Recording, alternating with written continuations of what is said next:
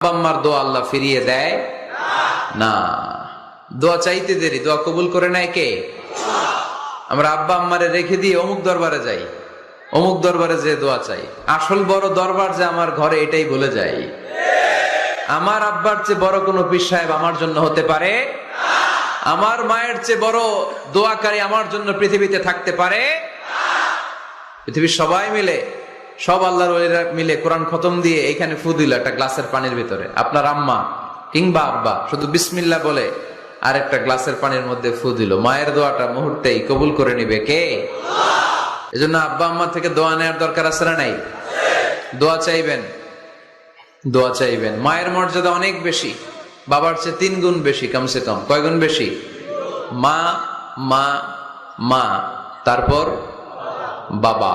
3 বার মা। কয়বার মা? 1 বার